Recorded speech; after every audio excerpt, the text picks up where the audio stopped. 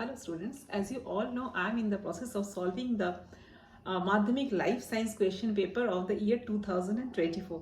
So I have already solved question number up to 3.8. So in this video, I am going to solve the next few questions, okay? Question number 3.9 कहता है कि with the help of an example, explain how the phenotype and genotype ratios found in F2 generation of certain hybrid process indicate exceptions to Mendel's first law of heredity. तो कैसे Mendel का जो first law है उसका exception जो है उसको एक एग्जाम्पल के थ्रू हमें समझाना है. तो देखिए 9 का आंसर जो है क्या मैंने तैयार करा है.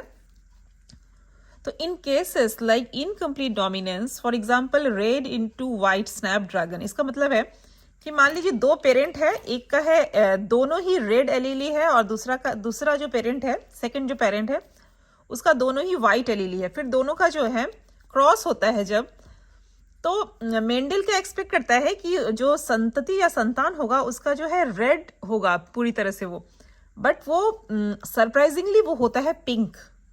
उसका जो एलीली है वो पिंक होता है, ऑल पिंक. तो the F2 generation shows phenotype ratio 1:2:1. तो यहाँ पर जनरली जो है रेशियो 3:1 होना चाहिए, लेकिन यहाँ पर एक्सेप्शन होकर के रेशियो होता है 1:2:1, matching the genotype ratio and exception to Mendel's law of dominance. ठीक है, तो यहाँ पर एक एक्सेप्शन होता है, तो बस इस एग्जाम्पल को हमें दे देना है, तो इसका आंसर हमें मिल जाएगा क्वेश्चन नंबर 3.9 का. 3.10 का क्वेश्शन देखिए. What advantages did Mendel enjoy owing to pea flowers being bisexual and self-pollinating?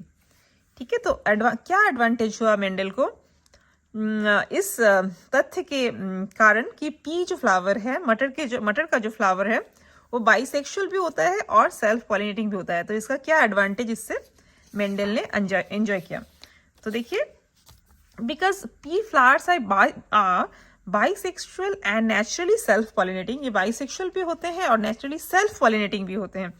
Mendel could easily obtain pure lines, Mendel ने बहुत आसानी से प्योर लाइन्स वो उसने प्राप्त करा, एंड ऑल्सो कंट्रोल क्रॉसेस, और क्रॉस का जो है उनके बीच जो क्रॉस होता था उसको भी कंट्रोल करा बाय मैनुअली ट्रांसफरिंग पोलेन. उसको मैनुअली जो है पोलेन को ट्रांसफर करके उसने उस पर कंट्रोल भी पाया, so that there is no accidental mixing of traits, जिसके तहत कि कोई एक्सीडेंटल मिक्सिंग ट्रेट्स का जो है विशेषताओं का कोई एक्सीडेंटल मिक्सिंग नहीं होता है. ओके, तो इसका ये फायदा उसे हुआ मेंडल को. 3.11 देखिए. What types of struggle for existence can be found among the animals of a forest over meat of a freshly killed prey, over eating meat of a freshly killed prey?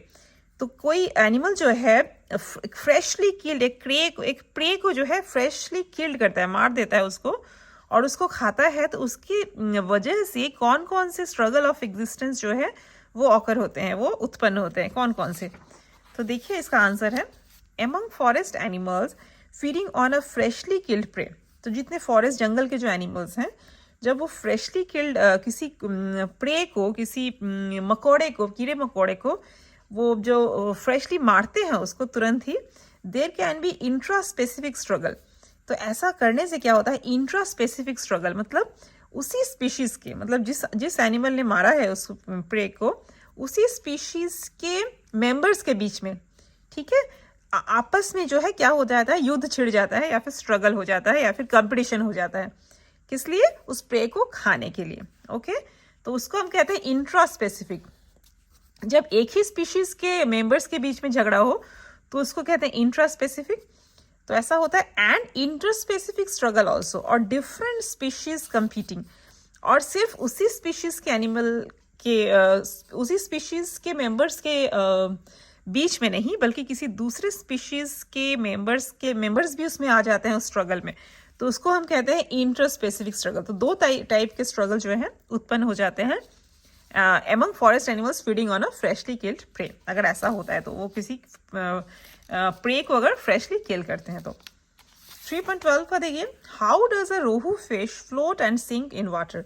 तो rohu fish जो है आप जानते हैं, सब लोग इसका नाम सुने हैं, कैसे वो वाटर में फ्लोट भी करता है एंड सिंक भी करता है. तो उसको छोटा सा 2-3 लाइन में आपको एक्सप्लेन करना है.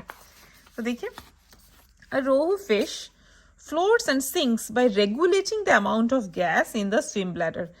तो इसका मतलब है कि उसका जो स्विम ब्लैडर होता है रोहू फिश के अंदर में, उसके स्विम ब्लैडर में अपना उसके अंदर कितना गैस रहेगा उसको वो रेगुलेट करता है, कि उसको नियंत्रण करता है, ठीक है। Filling it with more gas increases buoyancy, जब उसको वो बहुत ज़्यादा गैस भर लेता है स्विम ब्लैडर के अंदर में, तब क्या होता है कि वो फ्लोट करने लगता है, बुएंसी बढ़ जाता है और वो फ्लोट करने लगता है। और जैसे ही वो स्विम ब्लैडर से, वो रोही फिश क्या करता है, स्विम ब्लैडर से वाइल रिलीजिंग गैस, जब वो गैस को रिलीज कर देता है उसमें से, स्विम ब्लैडर में से, तो वो क्या होता है, सिंक करने लगता है, पानी के अंदर डूबने लगता है। तो इस वीडियो में बस इतना ही, मिलता है नेक्स्ट वीडियो में। Thank you so much.